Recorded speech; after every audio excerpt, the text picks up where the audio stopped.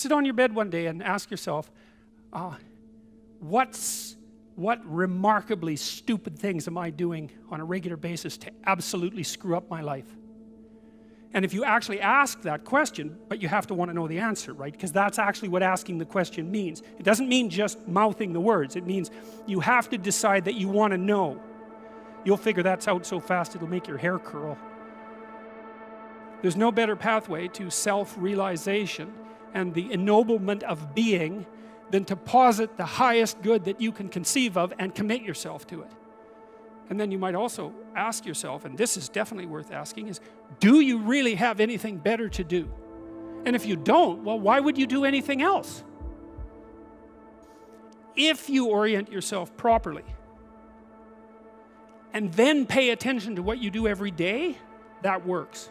And I actually think that that's in accordance with what we have come to understand about human perception, because what happens is that the world shifts itself around your aim, because you're a creature that has an aim. You have to have an aim in order to do something. You're an aiming creature. You look at a point and you move towards it. It's built right into you.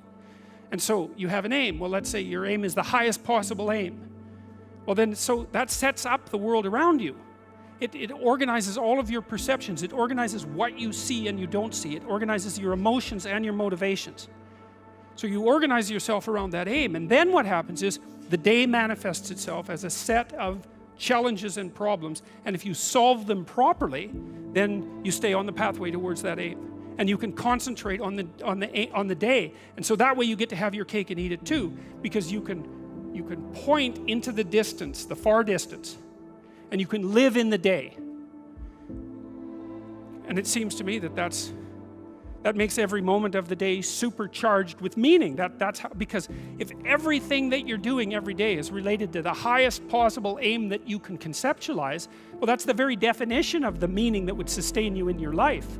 Well, and then the issue is, well, back to Noah. Well, all hell's about to break loose and chaos is coming. It's like when that's happening in your life, you might want to be doing something that you regard as truly worthwhile, because that's what will keep you afloat when everything is flooded. And you don't want to wait until the flood comes to start doing that, because if your ark's half built and you don't know how to captain it, the probability is very high that you'll drown. Ask and it shall be given you. Seek and ye shall find. Knock and it shall be opened unto you. For everyone that asketh receiveth, and he that seeketh findeth, and to him that knocketh it shall be opened. That sounded pretty optimistic again. But again, I think it's a description of the structure of existential reality, and by which I mean, when I'm in my clinical practice and I observe, and this is also the case with my students, is, let's say people's lives aren't what they would like them to be. And so then you ask, why? Well, forget about tragedy and catastrophe, because that's self-evident, and we're not going to discuss that. Although the degree to which you bring about your own tragedy is always indeterminate. But I would never say that every terrible thing that is visited on a person is something they deserved. I think that that's a very dangerous presupposition, especially because everyone gets sick and everyone dies.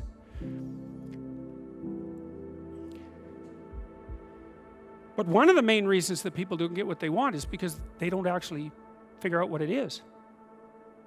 And the probability that you're going to get what would be good for you, let's say, which would even be better than what you want, right? Because, you might be wrong about what you want easily. But maybe you could get what would really be good for you. Well, why don't you? Well, because you don't try.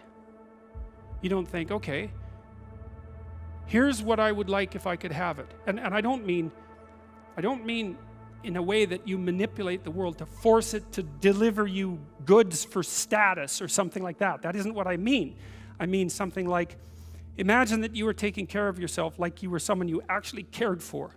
And then you thought, okay, I'm caring for this person. I would like things to go as well for them as possible. What would their life have to be like in order for that to be the case? Well, people don't do that. They don't sit down and think, all right, let's figure it out. You've got a life. It's hard, obviously. It's like 3 years from now, you can have what you need. You've got to be careful about it. You can't have everything. You can have what would be good for you, but you have to figure out what it is, and then you have to aim at it. Well, my experience with people has been is, if they figure out what it is that would be good for them, and then they aim at it, then they get it. And it's strange because they don't it's a strange thing. It's not quite that simple because, you know, you may formulate an idea about what would be good for you, and then you take 10 steps towards that, and you find out that your formulation was a bit off, and so you have to reformulate your goal. You know, so you're kind of going like this as you move towards the goal. But a huge part of the reason that people fail is because they don't ever set up the criteria for success. And so, since success is a very narrow line and very unlikely, the probability that you're going to stumble on it randomly is 0. And so there's a proposition here, and the proposition is, if you actually want something, you can have it. Now the question then would be, well, what do you mean by actually want? And the answer is that you reorient your life in every possible way to make the probability that that will occur as certain as possible. And that's a sacrificial idea, right? It's like, you don't get everything. Obviously. But maybe you can have what you need. And maybe all you have to do to get it is ask. But asking isn't a whim or today's wish. It's like, you have to be deadly serious about it. You have to think, okay, like, I'm taking stock of myself. And if I was going to live properly in the world, and I was going to set myself up such that being would justify itself in my estimation, and I don't mean as a harsh judge, exactly what is it that I would aim at? And so the issue is not so much the blindness of others, even though there's as much blindness among others as there is for you. But the issue here, the advice here, the description here is, you should be concerned about what's interfering with your own vision first. And you should leave other people the hell alone in relationship to that.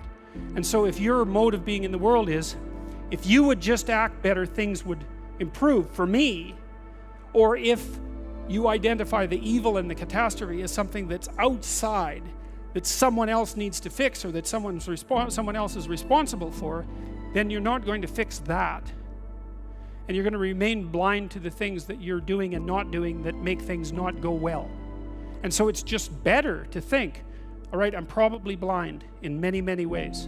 And maybe there are some ways that I could rectify that, because it's highly probable that you're blind in all sorts of ways. I mean, in fact, it's virtually certain. And so it's just more useful to think, how is it that I'm wrong in this situation? I'll tell you something that I learned to do when I was arguing with my wife, which happened quite frequently, because when you actually communicate with people, you find out that there's many things that you don't agree on, and that's because you're actually different creatures.